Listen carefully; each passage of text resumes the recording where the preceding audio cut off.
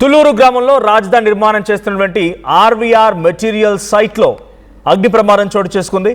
ఆగి ఉన్నటువంటి లారీలో ఒక్కసారిగా మంటలు చెలరేగాయి. ఆ lorry trolley number NL01K757 number గల లారీ క్యాబిన్లో ఫైర్ యాక్సిడెంట్కి గురైంది. ఇక వెంటనే మంటలను అదుపు చేశారు సిబ్బంది.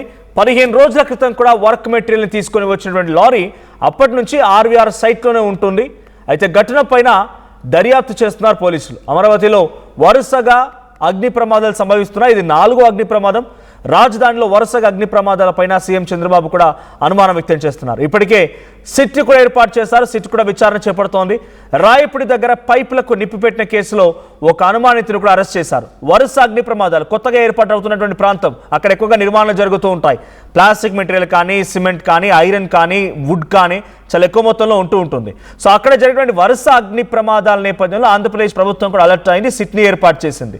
మొన్న మధ్య రాయపూడి దగ్గర ఒక పైపులు పూర్తిగా దగ్ధమవుతున్నటువంటి సిచ్యువేషన్ చూసి ఇది ఎక్స్ట్రీమ్గా మారిపోతుందని సిట్ ఏర్పాటు చేస్తే ఆ సిట్ ఒక అనుమానితుని అరెస్ట్ చేసింది. అనుమానితుడు ఎవరో కాదు, అక్కడ సెక్యూరిటీగా పనిచేసే వ్యక్తి. ఆ సెక్యూరిటీగా పనిచేసే వ్యక్తి ఆ సూపర్వైజర్కి ఆ సెక్యూరిటీకి మధ్య విభేదాలు వస్తున్నాయన్నటువంటి కారణంతో ప్లాన్డ్గా ఈ ప్రమాదానికి కారణమైనట్టుగా తెలుస్తోంది. ప్లాన్డ్గా ఈ ప్రమాదాన్ని సృష్టించినట్టుగా అరెస్ట్ చేశారు పోలీసులు.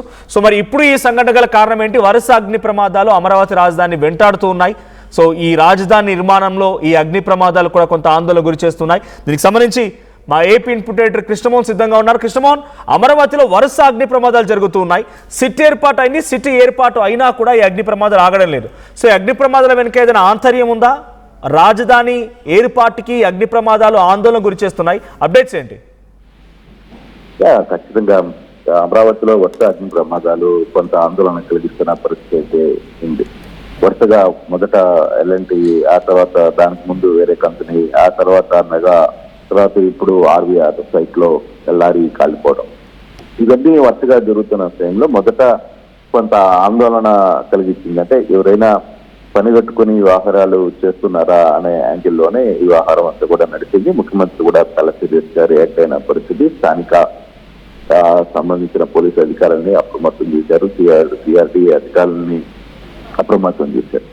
తర్వాత సిట్ ఒక నివేదిక ఇచ్చింది. అక్కడ పనిచేస్తున్న ఒక వాచ్మెన్నే తనని ఉదయం నుంచి సాయంత్రం వరకు రాయపూర్లో జరిగిన దాదాపుగా 8 కోట్ల రూపాయలకు సంబంధించిన పైపులు దగ్ధం కావడం వెనకాల ఇక్కడే పనిచేస్తున్న వాచ్మెన్ 24 గంటలు తన్నే డ్యూటీ వేస్తున్నారనే బాధతో కనీసం ఈ ఫైర్ అన్నా అయితే డ్యూటీ అంటే వ్యక్తుల్ని పెంచుతారు, అక్కడ వాచ్మెన్లని ఇంకొకటిని సంఖ్యను పెంచే పరిస్థితి ఉంటుందని భావించి అది తగలబెట్టాడు. దాన్ని పోలీసు కూడా క్లియర్ చేసింది. ప్రెస్ మీట్ కూడా పెట్టిన పరిస్థితి. అయితే నిన్న రాత్రి మళ్ళీ ఆర్వీఆర్ సైట్ లో ఒక ట్రాలీ వచ్చిన ర్యాలీ, గతంలో ఇది కొంత మెటీరియల్ తీసుకుని ఇక్కడికి వచ్చింది. అయితే అందుతున్న సమాచారం ప్రకారం వాళ్ళు భోజనం చేసేటప్పుడు కొంత ఫైర్ అయింది అనేది కొంత సమాచారం అయితే వస్తుంది. బట్ అంటే వరుసగా జరుగుతున్న సంఘటనలు నిన్న ఆదివారం కూడా ముఖ్యమంత్రి వీళ్ళందరూ అంటే కంపెనీస్, తర్వాత కంపెనీ హెడ్స్, తర్వాత వీళ్ళందరితో కూడా మీటింగ్ నిర్వహించారు.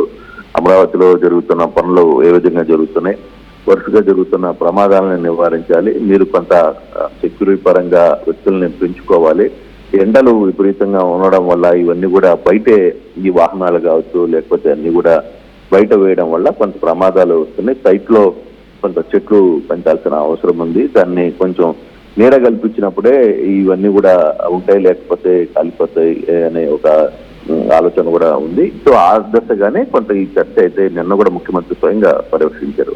మళ్ళీ సాయంత్రానికి ఒక ర్యాలీ కంప్లీట్ గా తగలబడిపోయిన పరిస్థితి అయితే ఉంది. అంటే పోలీసులు దీని మీద విచారణ జరుపుతున్నారు. అయితే దీంట్లో వరుసగా జరిగిన 2-3 సంఘటనలు కూడా అక్కడ ఆ సంస్థల్లో పనిచేస్తున్న విభేదాలు లేదు, ఆ సంస్థల్లో పనిచేస్తున్న ఇష్యూల వల్లనే ఈ ఇష్యూ జరిగింది అనేది చాలా క్లియర్ గా అర్థమైంది. సిట్టు కూడా అదే చేసింది. కాకపోతే రాత్రి ఈ ర్యాలీకి కేవలం అక్కడ సంస్థలో పనిచేసేటువంటి ఉద్యోగులకి, కార్మికులకి సమన్వయం లేకపోతే విభేదాలు, గొడవల కారణంగానే అగ్ని ప్రమాదాలు జరుగుతున్నాయా? అంటే రాయపూడిలో జరిగిన సంఘటన అయితే అదే. ఇప్పుడు జరుగుతున్న ఈ నిన్న రాత్రి జరిగిన దానికి ప్రాథమికంగా అందుతున్న సమాచారం ఈ ర్యాలీ తగలబడ్డ వెనకాల ఆడ భోజనం తయారు చేసుకోవడం వల్ల జరిగిన పొరపాటు వల్ల తగలబడింది అని ఒక సమాచారం ప్రాథమికంగా అందుతుంది. కానీ దీని మీద పోలీసు ఇన్వెస్టిగేషన్ జరుగుతుంది. బహుశా ఈ సాయంత్రానికి దీని మీద పూర్తి స్థాయిలో ఎందుకు జరిగింది ఈ ప్రమాదం కూడా ఎందుకు జరిగింది అనే దాని మీద కొంత చర్చ అయితే వస్తుంది. మొదట అందరూ భావించారు ఇది ఎవరు వెనకాల ఒక కుట్ర ఉంది, దీని వెనకాల కొంత ఆందోళన చెందాల్సిన పరిస్థితి ఉంది, ఎవరు పనిగట్టుకొని ఎన్ని చేస్తున్నారా అని. కాకపోతే సిట్ ఏర్పాటు చేసిన తర్వాత సిట్ లో అధికారులు అక్కడున్న సిబ్బందిని అన్నిటినీ విచారించిన తర్వాత 2-3 ఇష్యూస్ అది కాదు, వాళ్ళ ఇంటర్నల్ గా జరుగుతున్న వ్యవహారం అనేది చెప్పారు. అయితే ఇప్పుడు ఈ ట్రాలీ తగలబడుతున్న ట్రాలీకి సంబంధించిన వ్యవహారంలో భోజనం కోసం ఏదో గ్యాస్ సిలిండర్ వాడారు అనేది కొంత సమాచారం అయితే అందుతోంది.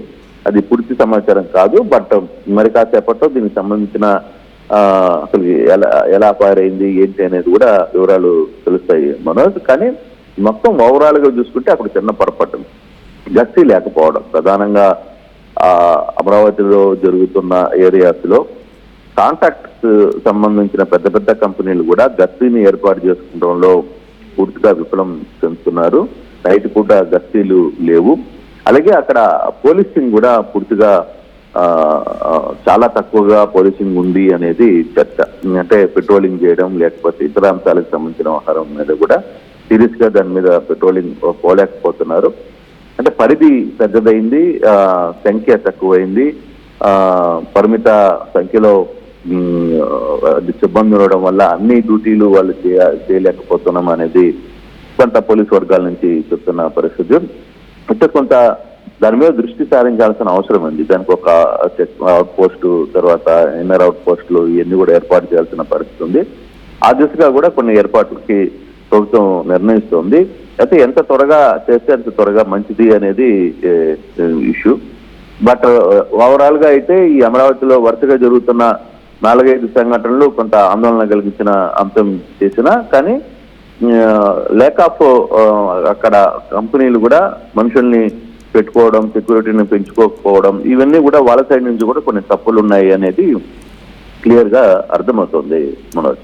Right, thank you Krishnamohan. So వరుస అగ్ని ప్రమాదాలు అమరావతి రాజధానిని వెంటాడుతూ ఉన్నాయి. అయితే దీనిలో ప్రధానంగా ప్రతినిధి కృష్ణమోహన్ చెప్తున్నట్టుగా సర్వేలెన్స్ కరెక్ట్గా లేకపోవడం, గస్తీ సరిగ్గా లేకపోవడం, అక్కడ జరిగినటువంటి సంఘటనలకు సంబంధించి సిట్టి ఏర్పాటు అయింది, సిట్టి కూడా విచారిస్తోంది. రాయపూడి దగ్గర జరిగిన సంఘటనలో ఒక వాచ్మెనే అక్కడ పైపులకి నిప్పంటించడం గుర్తించారు. కానీ ఇంకా వరుసగా జరుగుతున్న క్రమంలో ఇంకా ఇటువంటి సిచ్యువేషన్స్ భయాందోళన గురి చేస్తున్న నేపథ్యంలో సరైన గస్తీ లేకపోవడం, పోలీస్ సెక్యూరిటీ లేకపోవడం, సర్వేలెన్స్ లేకపోవడం అనేది కొంత ఇబ్బంది గురి చేస్తుందని చెప్తున్నారు. సో నిన్న రాత్రి ఒక లారీ పూర్తిగా దగ్ధమైపోయింది.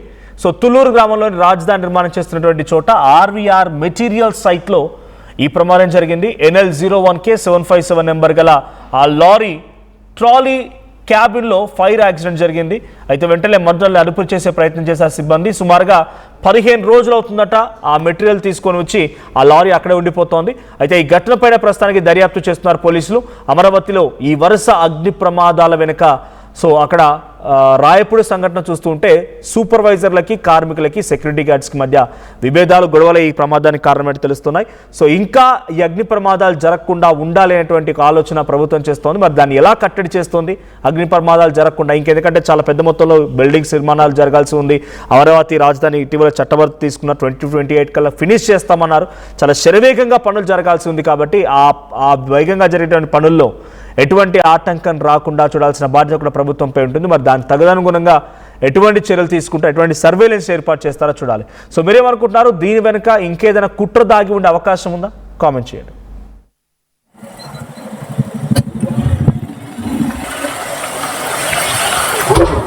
చెప్పలేదు.